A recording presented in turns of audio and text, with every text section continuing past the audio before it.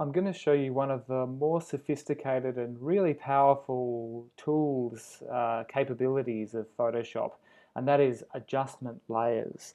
You'll notice this layer, which we haven't referred to yet, which says hue saturation. And what this layer does is it's not a layer with pixels in it, it is a layer that adjusts the color of the pixels beneath it. That's what the hue saturation does anyway. If I hide it, you'll see that the actual color of the background layer is more kind of blue. This is the color it was when I shot it at night. It's been a bit manipulated, but that's the color of it. But for the color scheme of my scene, I wanted it to be more sort of pinks and reds and maroons.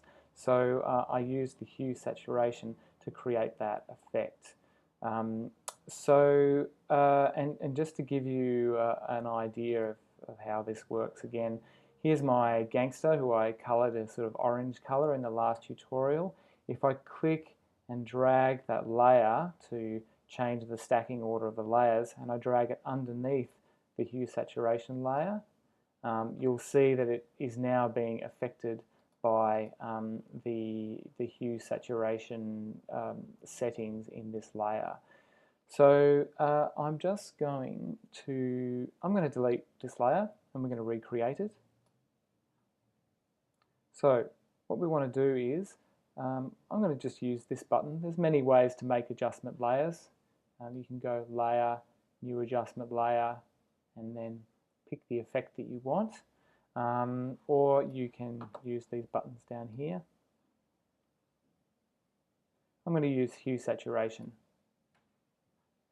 And for this purpose, I'm going to, well, I'll just show you. You can drag these sliders around to affect the color of all the layers underneath the adjustment layer. So here we are affecting the hue, here we are affecting the lightness and the saturation, and it's beginning to look pretty crazy under there.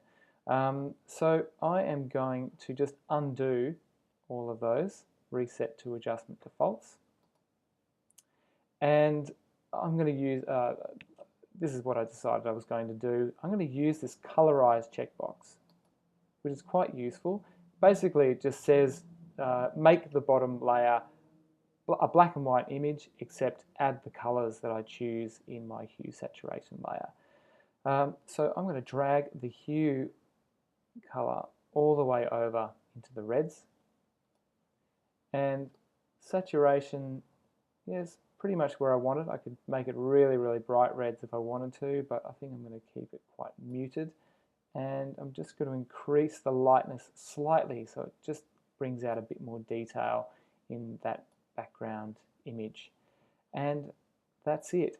The beauty of these adjustment layers is that this is what's called non-destructive editing. If I decided at any point in creating this this image that I wanted to just go back to the way my image was originally, I can simply hide this layer or you know, just trash it, get rid of it, and start again. Maybe I can add a completely different adjustment layer to it. But anyway, adjustment layers, they are worth, let me just undo that, delete. Adjustment layers are worth playing around with, and I urge you to have a look at the YouTube film or the Adobe TV videos on adjustment layers to see how you can use them in your projects. And let's just move the gangster back to where he was. So he is bright orange again. And bring my layers back. And there we have it. Adjustment layers. Awesome.